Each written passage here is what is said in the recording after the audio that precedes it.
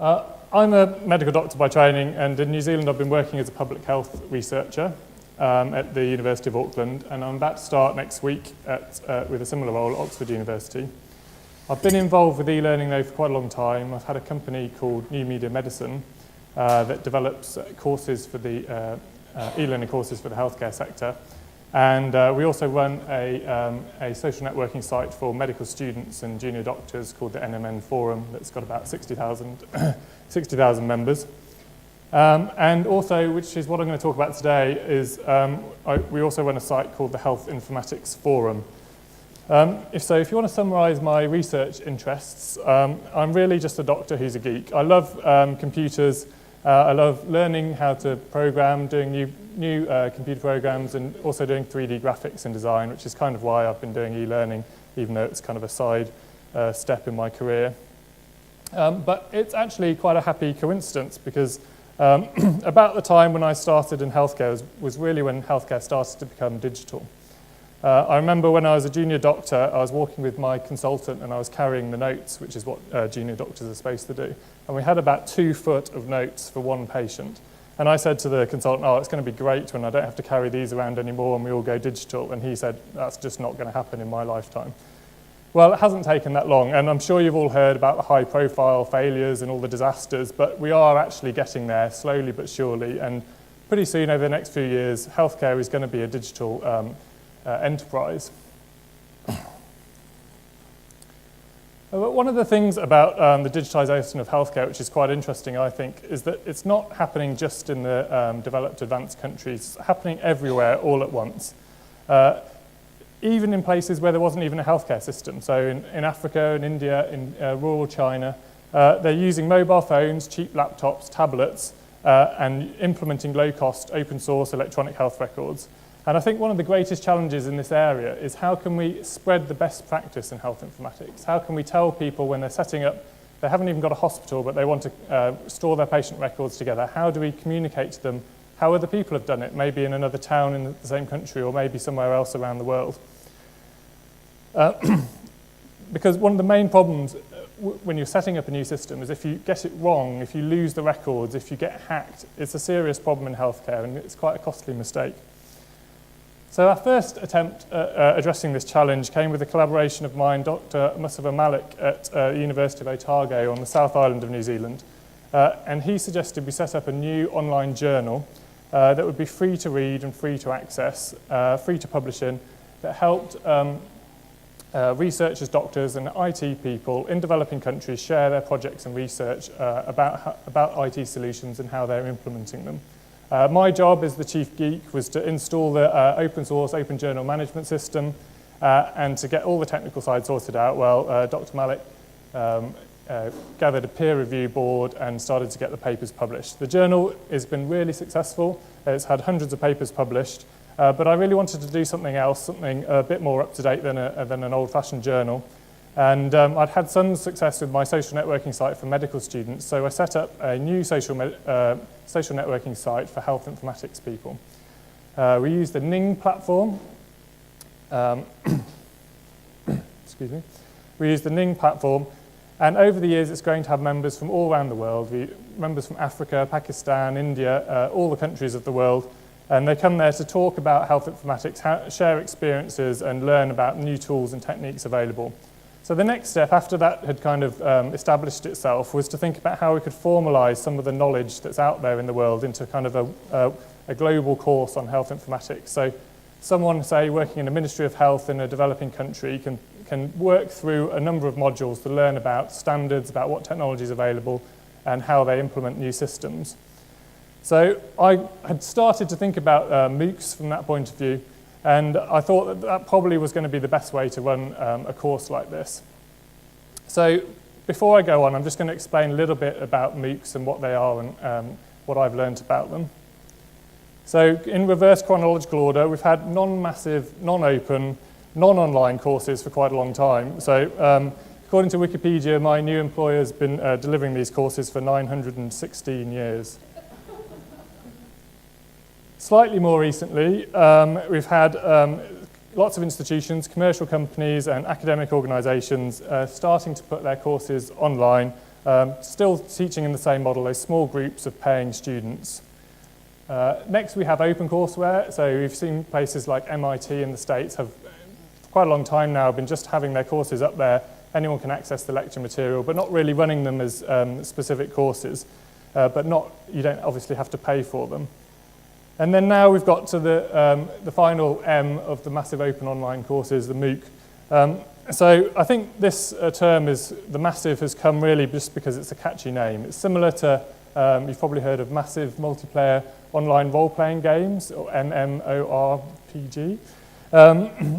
And MOOC has kind of taken its form from that. But the key difference, I think, between these MOOCs and the courses like MIT are running and the Open University type courses is that they're run by traditional universities and they're run in that course format where you have a set period of time where you run the courses and do it in a similar way that you would do a university course. But again, they're open, anyone can use them, they're online, they're accessed on the internet. And they're also, I think, disrupting the way that we learn online. And I think they've got the potential now to disrupt the entire education industry. They've been around for a few years in their current form. They've taken most of their form from existing online offerings. But the main difference, as I say, is that they're run by prestigious organizations, Stanford, Harvard, Johns Hopkins. All big institutions are now plugging into this and running MOOCs. If you've taken a university course that uses a learning management system, then you pretty much know how MOOCs look when you run one. Who here has actually taken part in a MOOC? So I reckon if you really want to learn about what MOOCs are, just go and take one. I mean, it doesn't cost. The whole point is that it doesn't cost anything, and it's really easy to do. And I think it will be what changes your mind about them if you're unsure, or what really educates you about them. But basically, so if you've used the learning management system, they've got courses, they've got videos, they've got quizzes, they've got discussion forums. And the main difference, I think, when you're sitting in a MOOC learning compared to when you're sitting in a Blackboard session learning at the university, is that the discussion forums are not empty. They're not got no students or just one student asking when the exam's due, but they're buzzing. There's got posts every few minutes of really interesting discussions, and you can get lost for hours in them. Many people in the e-learning community and higher education have been pretty dismissive of MOOCs. There's been some research that shows something like 2.6% of higher education organisations are running MOOCs, and about a third are considering it. And the main reason they say I've seen is that you're not getting the university experience. You're not interacting face-to-face with tutors and your colleagues. And I think this is a true argument. But if you go and do a MOOC, then you'll see why that argument doesn't really hold water. I don't think MOOCs really are competing with universities. I don't think they're competing with professional course providers. I think they're competing with people who otherwise would be going out there and learning on their own, on their web, in an ad hoc way. They'd be using the web, they might buy a book, they might buy a DVD.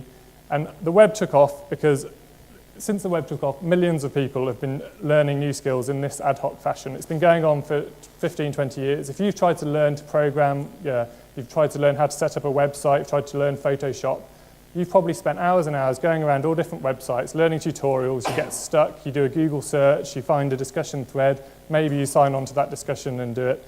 And I think that's what MOOCs are competing with. So I thought it'd be useful just to go through quickly my experience of learning a MOOC, if you haven't been through a MOOC yourself. So an example is I'm currently learning the R statistical programming language. I'm a really enthusiastic student. I want to learn quickly and in my own time. I started several months ago, and I started reading the online help documents that are on the R website. I don't know if any of you have learned R, but they've got wiki pages of online documents. I also did some Google searches for concepts I didn't really understand, and there are quite a few helpful YouTube videos that kind of go through how to set up the environment and how to run queries and that kind of thing. And I was kind of slowly progressing. I thought I was still enthusiastic. I thought it was really great, and I was really grateful for all these resources, but I was finding that I wasn't really progressing fast enough, and there were big gaps in my knowledge, so I'd come across a new concept and I'd just have to start again searching.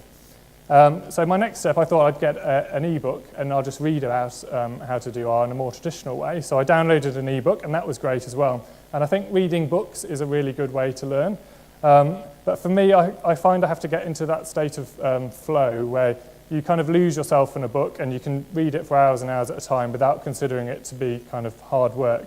And for some subjects, I think that works really well. So learning history or philosophy, or even something that's really interesting like genetics. If you read like a popular science book, you can learn a lot. But for something that's quite complicated and technical, I find it very difficult to read that kind of book for a long period of time. So I always end up going back to this trial and error process of Google searching and finding videos and things. So in summary, I hadn't really been able to find a good way of learning R on my own that was anywhere near as effective as doing a traditional university course, really. I could have done that, but I wanted to learn in my own space and my own time, and I didn't want to commit the funds necessary to do that. So I think MOOCs really are an answer to that problem. So I enrolled in this course, which is the Johns Hopkins Data Analysis course, and I found the experience to be really enjoyable, informative, and cost-effective because it was free. I think the experience really is very similar to a university course. I've just finished doing my MBA at Auckland, and we used the learning management system, we had lectures, and I think the lectures and the quality of course here is just the same as when you're doing a university course, really, if not better. There were 40,000 other students on the course with me, which surprised me a little bit because I'd read about high figures when these courses all launched a few years ago, and I thought it might have kind of tailed off by now.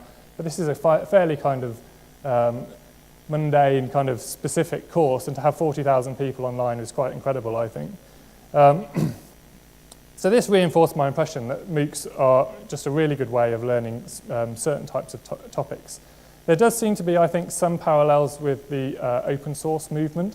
So open source software has had some really big successes, and we all use open source software now. But the biggest successes have been where the solutions have been for problems that the contributors to the source code have had themselves. So for example, Linux is programmed and used by server administrators. Java is programmed and used by programmers. WordPress, which was mentioned earlier, is developed by people who want to run a blog, and they can hack it and edit it and contribute to it. And I think this might be the same thing with MOOCs, in that highly technical people who like using the internet are naturally drawn to MOOCs. And I think there's a question of whether or not MOOCs can break out of that kind of niche into the other areas. And as I'm a medical doctor and I work in public health, I've been thinking about whether this concept can move into training healthcare workers. And really, my thoughts are that getting a degree in medicine through freely available online courses seems a bit far-fetched at the moment. It's probably due to the fact that a lot of what you want out of a professional course is the trust that doctors have been through medical school rather than the way that they learned. They've been supervised by hundreds of doctors, they've done rigorous exams under strict conditions, and they've spent 5 or 6 years discussing, debating, and it's a pretty intensive learning environment. So if someone's going to be a bad doctor, they all get weeded out by that program. I think that's why we've got that faith in the traditional system as it stands, which we would lose if it was all online. But I don't think that is an argument against the MOOC format for teaching, because you can deliver all the content, you can have some of the class discussions still using MOOCs, and you can get access to some of the best teachers in the world. So if you look now on sites like Coursera and edX, you're seeing some of the world leaders in medicine teaching courses that we have to know as doctors. So my course that I'm doing is it's part of my medical training, really. It's part of my postgraduate education. And I could have done it at a university. I could have paid to have a course with the Royal College. But I'm learning from one of the best people in the world at Johns Hopkins University, and I find that more than sufficient for my needs. So my thesis really is that MOOCs are a wonderful opportunity for improving content side, medical and health education. There is a lot that's not going to be replaced by MOOCs, but I think for some technical subjects, then they probably can replace a lot of the courses that are currently taught in universities. So just to continue my story, just after I'd kind of got excited about MOOCs and had decided to run one, I actually started writing the courses and writing the PowerPoints, and it was going to be a daunting challenge, really. But luckily I met a colleague of mine called Ed Hammond, who's from Duke University in the States, and he told me about this curriculum development project that he'd been working on. So in the United States, they'd given him $10 million to develop a new curriculum for health IT. As I said, medicine at the moment is rapidly digitizing, and in the States they've got a lack of something like 50,000 workers they need to build to maintain these systems and to install them. And so they put a $10 million grant in to create e-learning material that could be run out of any college or any university. And he said, lots of colleges and universities are doing it, but we haven't yet done it as a MOOC or haven't yet opened it out to the world. And my impetus was to make it available to people in developing countries, really. And he was very, very supportive of that. And we've been, since, putting up these hundreds of hours of material using this Health Informatics Forum social networking community based on Ning.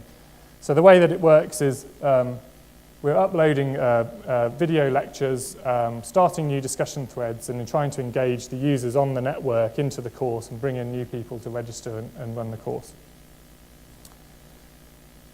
So now this is what one of the modules looks like. They have a professional narrated voiceover and slides created by academics who are leaders in the field. But I think the crux of my experience in running this, we've had lots and lots of people watching the lectures. We've put it so, I wanted it to be as open as possible. So MOOCs are supposed to be open, but a lot of them you have to sign up. And that alone is a barrier, I think, for lots of people. I think if Coursera or other organisations just said, oh, you can just view the videos if you want to, they wouldn't have 40,000 people, they'd have 400,000 people. But that's not necessarily what they want to do. They want people to register and buy in and do it in their own time. But I wanted it to be as open as possible because I know that just logging in is sometimes a barrier for people. So we've had thousands of people now accessing all the material. We've got about 6,500 people on the site who are building this professional learning community. And what I would say is the way that we've done it, which is slightly different from Coursera, is that we're trying to build on the basis of the community that we've already got. We don't want to throw that away and start running cohorts twice a year going through the course. So although we're putting it up gradually so that everyone who was there at the start can start as if they were on a university course, it stays there and the discussions stay there and the people who are networking stay there forever. And there have been people on the site for 4 or 5 years now and they've been networking with each other for that time. A lot of the discussions, even on the course pages, are not about the courses, but they're about what do they do with this material in their real world, in their life. How do they develop their business cases? How do they develop their careers around this? And so it's more of a professional community that's there to stay rather than just having these cohorts that go through. So my final thoughts, and I'll be interested to hear what your thoughts are on it. I know it's a bit of a controversial topic, and if you read the blogs, there's lots of people debating about it. But I don't think MOOCs are a fad, and I don't think they're overhyped. I think the terminology is probably faddish and overhyped, but just having online courses that are open and that have lots of students, I don't think anyone could say that that's not something that's going to be a really important part of the educational landscape in the future. And I think it can replace a lot of what we're currently doing in closed small groups, and there's benefits of the network effect of large groups. So it's not an end stage. MOOCs aren't the answer to everything, but it is part of the evolution of online learning, I think, and it's really exciting that all the big universities seem to have, it's been something to galvanise the big universities and get them on board with online learning, which I think is a really positive thing. So the final question really for me is, we've done this as an independent thing, and I'm involved with professional societies in health informatics. And I talked to them about what we're doing along the way and said, do you want to get involved? And do you want to, is this something that you would support with your members? And I think the big question really is, can professional societies and people who are there to support people in an organisation over the course of their career provide this kind of service and provide this kind of networking tool? Or is it going to be left to outside organisations, startup companies, or people just like me just doing it off their own back? And that's really the big challenge. And I think professional societies really do need to get on board with this if they're going to support people lifelong, and even educational organisations can start alumni groups and can start supporting their learners, not just on these one modules, but afterwards, and continue like that. So thanks very much for listening to me, and I'm happy to take any questions.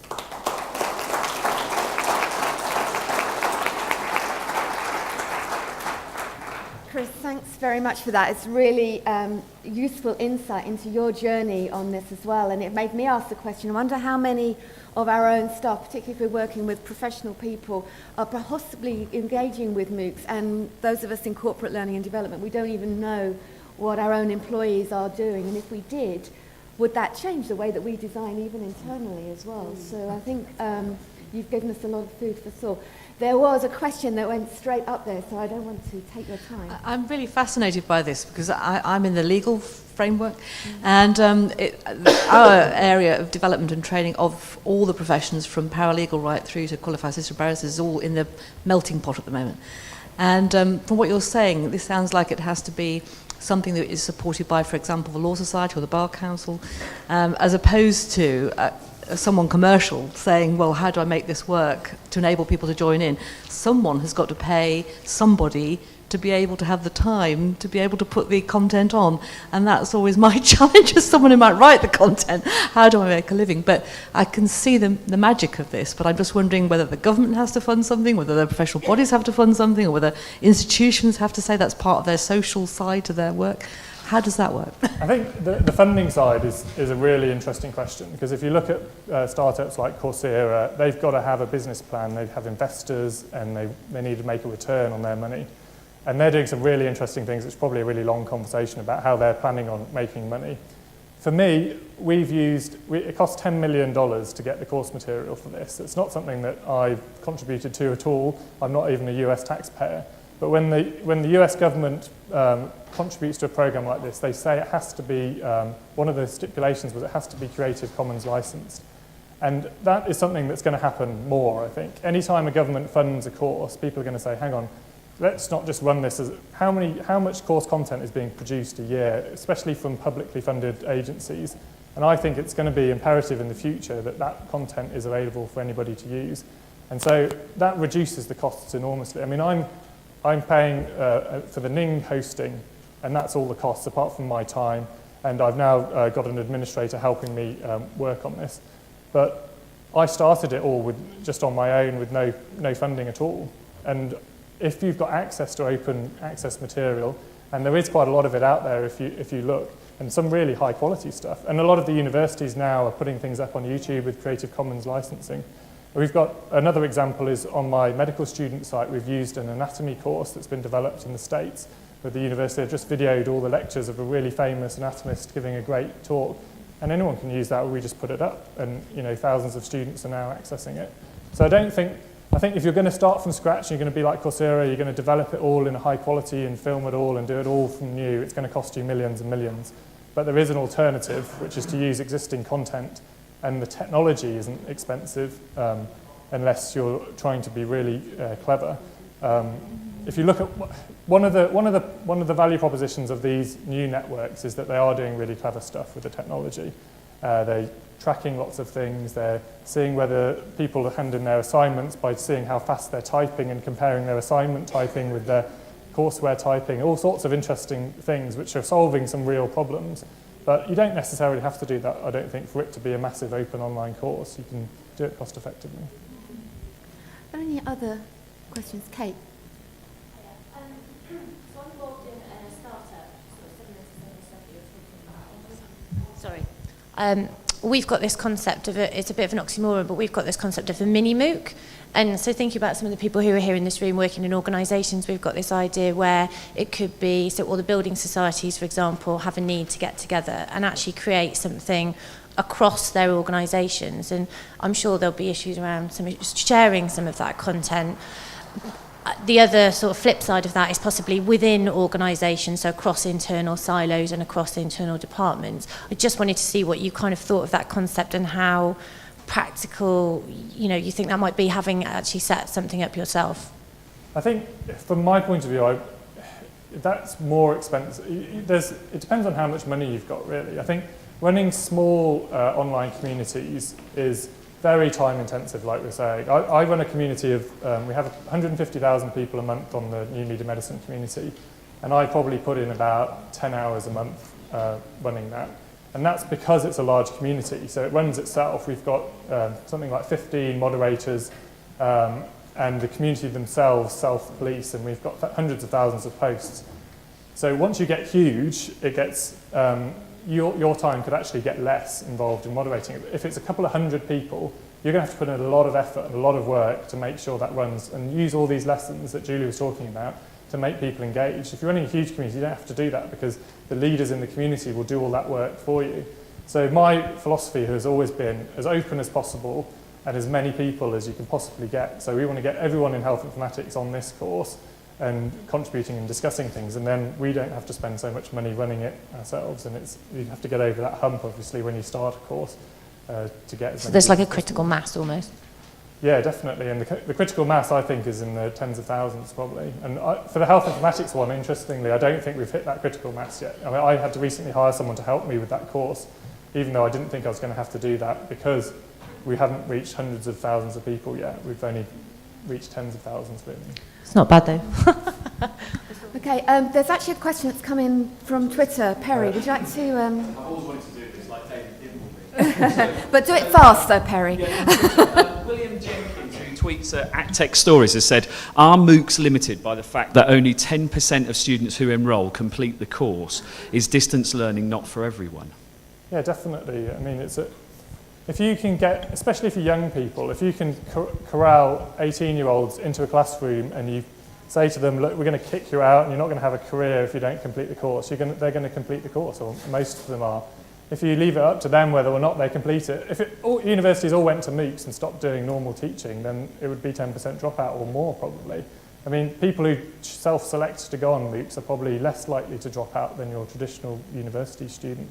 So it is it's a huge problem, but I don't really mind about that if people drop out. You just got to do your best to keep them engaged, and if it's not for everyone, it's not for everyone, but at least those 10%, it'd be interesting. We've got hundreds and hundreds of hours of lectures, and if 10% of people got through hundreds of hours, they'd have learned an enormous amount, and it's up to them. I don't want to force people to complete. I want to have a resource there for them to use.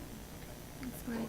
I'm conscious that we're kind of running through on time, but there's been some really practical things just from a corporate learning perspective that I think you brought out, and that's particularly the way that you brought everyone together and they were just sharing their ideas and sharing their projects. So they're starting to communicate and share good practice amongst themselves, and then going from the informal to the formal to help other people create a pathway through that. And I think that concept was very interesting. I'm interested, Julian, your kind of perspectives on that, on the role of the internal trainer in helping move from that informal into formal and back into informal networks and communities of practice. So just if you've got just a quick moment to kind of help bring that round again for us. 1 minute. I don't know quite where you want to go with that. Just any practical suggestions to add in on how we can use some of the concepts of helping people to share and then moving that into a more formal environment. That curation, for example. Curation. Yeah, there is the issue of curation. I made this point earlier when Chris was talking. He was talking about the fact that all of these resources, they weren't necessarily purchasing them, they were finding them. And so in a way, creating a MOOC is the opportunity to create relevant and resources that you've validated as being appropriate for your target audience for your MOOC. So it's a form of mass curation, or curation for the masses for learning. And again, the whole idea of all of these resources being out there on the web, and if you don't know what's there, you won't know to look. But if you pull them together with purpose, in a MOOC or in a community, whether it's open or not, you're driving people into those resources. And there was a discussion that went on in the States last week about MOOCs where we were talking about what's the profitability model for the MOOCs, and it is to do with driving people towards resources that validate against the requirements of the MOOC courses. So that's all still part of the evolving idea behind how MOOCs are going to work in the future, because nobody thinks that the MOOC model, as Chris said, has evolved as far as it can yet. It's in its infancy still. I think that the long-term vision for any organisation, I think, has to be around building the community and sustaining it. Yeah. And also getting volunteers in that community, not dictating from the top, but getting people from the bottom to run the community. So if you want to go for MOOCs in your organisation as a private organisation, you don't want it open to the world, your focus should be on getting your employees involved in this community and not worry too much about running it kind of like a course, I would say. Have the resources there and drive people to them.